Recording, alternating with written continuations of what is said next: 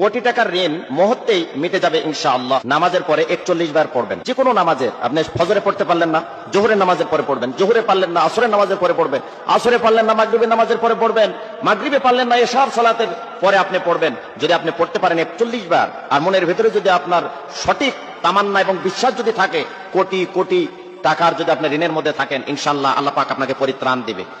তো আল্লাহ পাক তো আমাকে আপনাকে হেফাজত করবে। আমরা তো ভুলের মধ্যে কেউ নয়। আমাদের চলাফেরা, ওঠা বসা, ব্যবসা বিজনেস করতে গিয়ে অনেক সময় আমরা ভুল করে ফেলি, আমাদের আইডিয়ার বাইরে চলে যায়। আমরা মনে করি ব্যবসা ক্ষেত্রে যদি এত টাকা ইনভেস্ট করি তাহলে মনে হয় যে আমি লাভবান হতে পারবো, কিন্তু আপনার আয়ত্তের চাইতে আপনি লক্ষ লক্ষ টাকা, কোটি কোটি টাকা সেখানে ইনভেস্ট করলেন, এবং বেশি টাকা আপনি সেখানে ইনভেস্ট করার কারণে কোনো কারণে আপনার ব্যবসায় লস হলো, আপনি সেখানে পারলেন না।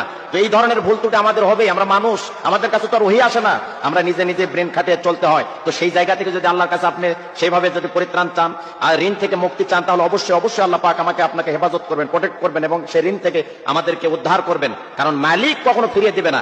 মানুষের কাছে যান, বিরক্তি হতে পারে, মানুষের কাছে যান, আপনাকে ধমক দিতে পারে, কিন্তু আল্লাহ রাব্বুল আলামিন আমাকে আপনাকে অবশ্যই অবশ্যই এখান থেকে উদ্ধার করবে। আমি যে নিয়মে বলবো, এই নিয়মে যদি আপনি আমল করেন, ইনশাআল্লাহ কোটি টাকার ঋণের মধ্যে জর্জরিত থাকলে, বিপদে থাকলে, মুসিবতে থাকলে, উৎকণ্ঠার মধ্যে থাকলে, পেরেশানির মধ্যে যদি আপনি থাকি, অবশ্যই আল্লাহ রাব্বুল আলামিন আমাদেরকে হেফাজত করবেনই করবেনই। তবে আমলের মধ্যে ভুল করা যাবে না। খুব মনোযোগ দিয়ে শোনার চেষ্টা করুন।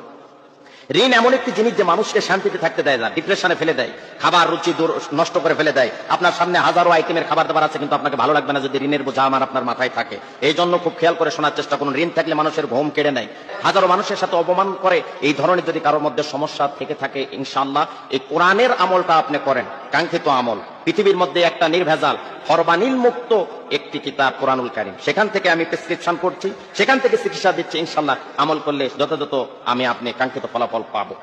এশার নামাজের পরে করলে আমলটা বেশি ভালো হয়। যদি কোনো কারণে এশার নামাজের পরে না পারেন, তাহলে অবশ্যই আপনি অন্য নামাজের পরে করবেন। দোয়াটি হচ্ছে, এই আয়াতটি হচ্ছে, আল্লাহু নূরুস সামাওয়াতি ওয়াল আরদ, আল্লাহু নূরুস সামাওয়াতি ওয়াল আরদ। এটা এশার পরে, এশার নামাজের পরে 41 বার পড়বেন, আর মনে মনে বিনয়ের সাথে, নম্রতার সাথে আল্লাহর কাছে বলবেন যে, মালিক আমাকে অবশ্যই ঋণ মুক্ত করো, তুমি আমার সম্মান ইজ্জত রক্ষা করো, মানুষের সামনে বেজ্জিত করো না, লাঞ্ছিত করো না, অপমানিত করো না। যদি কাঙ্ক্ষিত ভাবে আপনি নত হয়ে নম্র ভাবে আপনি বিনয়ের সাথে মালিককে মেসেজ দিতে পারেন, ইনশাআল্লাহ কোটি টাকার ঋণ থাকলে মুহূর্তের মধ্যে আপনি ঋণ থেকে মুক্তি পাবেন।